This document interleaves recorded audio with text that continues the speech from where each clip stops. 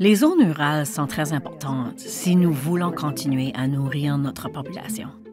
Nous avons besoin des zones rurales parce qu'il n'est pas possible. Nous n'avons pas de grandes fermes au milieu de la ville. La moitié de la population en Nouvelle-Écosse demeure dans les zones rurales et ces gens ont également besoin de services. C'est très gratifiant d'en faire partie, vous savez. Je m'appelle Kelly Squire. Je suis gestionnaire des initiatives stratégiques pour les fondations communautaires du Canada et je supervise notre programme des communautés pour l'égalité des genres. Les communautés pour l'égalité des genres soutiennent le changement systémique à long terme dans 4 contextes principaux: personnel, gouvernance, institutionnel et communautaire. Je crois que le financement de l'égalité des genres est vraiment important dans la zone rurale. Souvent, les femmes des zones rurales n'ont pas accès aux mêmes choses que celles des zones plus urbaines. Je suis Sherry McLeod, j'habite au Cap-Breton et je suis directrice de la Rural Community Foundation of Nova Scotia. Grâce à la participation des communautés rurales dans le contexte de la subvention pour l'égalité des genres, le Rural Community Foundation a beaucoup appris sur la façon de nous assurer que notre argent soit investi dans des choses que nous examinons sous l'angle du genre afin de nous assurer que nous aidons la société. Vous savez, nous joignons les gestes à la parole, n'est-ce pas? Je m'appelle Laurie Burke et je suis la directrice générale du Cape Breton Centre for Craft and Design, ici à Margaree, au Cap-Breton. Je suis Kim Tilsley et je suis le responsable du centre de la Margaree Folk School, qui fait partie du Culture Exchange. Et je suis ici à ma ferme, la Glen Ryan Farms, dans le sud-ouest de Margaree. Laurie, pouvez-vous nous parler un peu plus du programme d'échange culturel offert par Cape Breton Craft? Oui, c'est la 3e version du Culture Exchange. D'une idée née autour d'un comptoir de cuisine en prenant un verre de vin avec mon amie et collègue Jody Nelson, qui dirige l'Island Food Network depuis son bureau lorsqu'elle ne fait pas son travail quotidien normal. Elle travaille dans le secteur alimentaire, ou du moins c'est sa formation, et mon travail est dans le secteur de l'artisanat. Et il y a tellement de synergie entre notre travail. On se demandait pourquoi n'avons-nous jamais travaillé ensemble. Je lui ai dit, on devrait trouver un projet à faire ensemble. Et puis, la pandémie a frappé. Nous travaillions donc à distance et il y avait une date limite pour notre subvention. Nous avons imaginé Culture Exchange, qui visait à offrir des possibilités aux femmes au niveau local, dirigées au niveau local et qui leur permettrait de s'engager dans des activités culturelles et dans le développement de compétences entrepreneuriales. Cette année-là, nous avons commencé avec 4 hubs. Kim était l'une des dirigeantes fondatrices du hub et la seconde année, 7 hubs. Nous sommes désormais présentes dans 9 communautés. Dans chacune des communautés, une leader d'un hub aborde le travail différemment. Ça revient toujours à la communauté et elles sont très axées sur les besoins des femmes, que ce soit le développement des compétences ou le développement de leur cheminement professionnel. C'est sans intervention de notre part. Nous ne disons pas, vous savez, à quelqu'un comme Kim ce qu'elle devrait faire. Elle est à l'écoute de sa communauté et elle fournit ce dont elle a besoin, ce dont les femmes de la communauté ont besoin. Vous avez un groupe de hubs très diversifié. C'est exact. Qui offre tous les différents types d'opportunités. Il y a 2 communautés Mi'kmaq qui participent. Leur programme s'appelle Culturepreneurs. Ces communautés sont axées sur le développement de petites entreprises et d'entreprises sociales. La Première Nation de Waikagama, St. Anne's Bay, Whitney Pier, une communauté à prédominance noire de la Nouvelle-Écosse, Millville avec sa concentration sur l'agriculture et d'autres communautés sur l'île.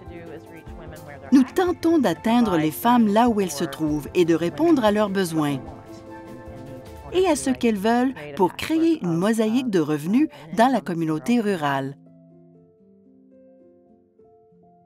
Je suppose que le Cap-Breton est un endroit où je me sens vraiment ancrée et chez moi. Je n'ai pas grandi au Cap-Breton. Je suis arrivée ici au début de la vingtaine, mais j'ai immédiatement constaté que c'était chez moi et je n'ai jamais voulu quitter. Je pense que l'environnement naturel dans lequel nous vivons est spectaculaire. Mais pour moi, ce sont les gens. La résilience des gens est exceptionnelle. Ce n'est parfois pas un endroit facile à vivre et la vie rurale n'est pas facile. Mais les gens qui vivent dans les zones rurales du Cap-Breton font partie de la merveilleuse mosaïque de cette île. Oh, j'aime vraiment. Je suis profondément attachée aux communautés rurales de la Nouvelle-Écosse. Et je travaille pour elles simplement parce que c'est si vaste d'un bout à l'autre de la province. Mais toutes les communautés partagent les mêmes objectifs communs. Et même si elles pensent toutes qu'elles sont très isolées, je pense que sont toutes très semblables et nous cherchons tous à bâtir nos communautés, à renforcer la population et à développer l'économie pour aider les zones rurales à prospérer. Et nous vivons toutes dans les mêmes expériences. Les gens se sentent tellement isolés dans la zone rurale. Il est tellement plus difficile d'accéder au financement et à l'aide de certaines choses, dont je pense que la Fondation communautaire est d'une grande aide dans tout cela. Mettre les petites sommes d'argent entre les mains des bonnes personnes, ça change vraiment le monde, n'est-ce pas? C'est vrai. Ça fait une grande différence et... Fournir des ressources et des connexions. C'est vrai, c'est vrai. C'est merveilleux. Et vous savez, c'est grâce à ça que les gens ne sont pas si isolés. Ma ferme est située dans le sud-ouest de Margary et nous élevons les poulets fermiers, mon mari et moi. Mais le hub que nous proposons dans toutes les communautés de Margary, car il y a beaucoup de villages semblables à Margary. Et nos ateliers ont été aussi diversifiés que, eh bien, nous avons présenté des ateliers sur les semences des graines, la conservation des graines, la fermentation de la choucroute et la tisane à l'épilobe. Nous avons présenté un atelier sur les fibres où nous envisagions utiliser un fuseau pour filer les fibres de couleur naturelle ou teint. Nous avons fait du tricot, du feutrage à l'aiguille. Nous avons également réalisé des projets basés sur la terre. Un atelier de conception et d'entretien de verger a été tenu au cours duquel nous avons visité le verger d'un jeune homme pour lequel il espère un jour faire une cidrerie, lui et sa femme. Et nous avons fait du sirop d'érable. Nous avons élevé les poulets dans le jardin. C'était notre premier projet parce que je m'y connais un peu. Donc, c'était plutôt facile de commencer par celui-là. Et pour un prochain projet, j'espère en faire un sur les techniques de réparation et nous allons l'appeler « Réparer les chaussettes et autres techniques de réparation ». Le travail de Kim est phénoménal. Un autre atelier était axé sur la fabrication de sacs de mousse. C'est un objet textile traditionnel pour les femmes Mi'kmaq portant leur bébé. La fermentation est en cours et l'apprentissage de la culture de l'ail est en cours. Ce que je constate, c'est qu'il y a des compétences qui sont offertes et c'est une nouvelle communauté qui en découle. C'est bien plus qu'un atelier qui se crée. C'est une communauté et c'est l'économie circulaire. Comme ça, je peux aller acheter ma volaille chez Kim au lieu d'une grande chaîne.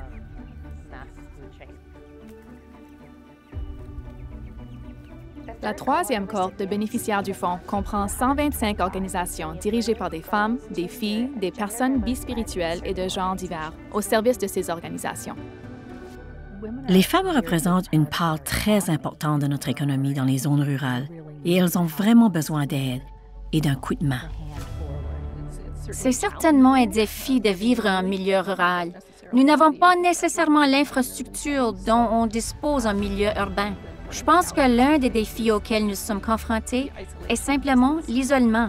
Il ne s'agit pas seulement de nos économies, mais aussi de la santé mentale et tous ces autres facteurs qui résultent du fait d'être un peu isolés. Le Hub offre donc de la place, vous savez. Nous travaillons constamment à la création d'une communauté. C'est un endroit où les gens peuvent venir partager et se rencontrer et se saluer et simplement être ensemble et apprendre. Je crois que l'implication de la communauté rurale et l'équité générale ont vraiment fait une grande différence. Organisé par des fondations communautaires locales et financé avec le soutien du gouvernement du Canada, le Fonds s'appuie sur les projets visant à transférer le pouvoir aux femmes, aux filles, aux personnes bispirituelles et de diverses identités de genre qui œuvrent pour un avenir fondé sur la justice et l'égalité des genres. L'aspect le plus spécial du Culture Exchange, c'est l'accessibilité, qui fait qu'on n'a pas besoin de se rendre dans un centre urbain ou dans les endroits typiques pour recevoir une formation. D'abord, il y a le coût du transport et le coût des programmes. C'est gratuit pour les participantes et la dirigeante Hub est rémunérée. Nous savons que des activités secondaires, comme Kim a mentionné, c'est ce que font les femmes rurales pour créer un revenu et subvenir aux besoins de leur famille et leur communauté au sens large. C'est vraiment spécial. Nous en sommes toutes très fiers. Que ça s'est épanoui tout seul et c'est très organique. Et ça bouleverse le développement économique normal. C'est un peu radical en ce sens-là parce que généralement, un organisme gouvernemental nous dit quelles compétences on doit avoir pour créer une entreprise. Ici, c'est le contraire. C'est la communauté qui dirige. C'est beau et ça devrait être ainsi que ça se passe. Le programme L'égalité des sexes a soutenu l'intégralité du projet, donc sans lui, nous ne pourrions le faire. Les communautés pour l'égalité des genres fournissent un espace permettant aux fondations communautaires d'un océan à l'autre de se rassembler, d'apprendre et d'avancer vers l'égalité des genres dans leur organisation et dans leur communauté.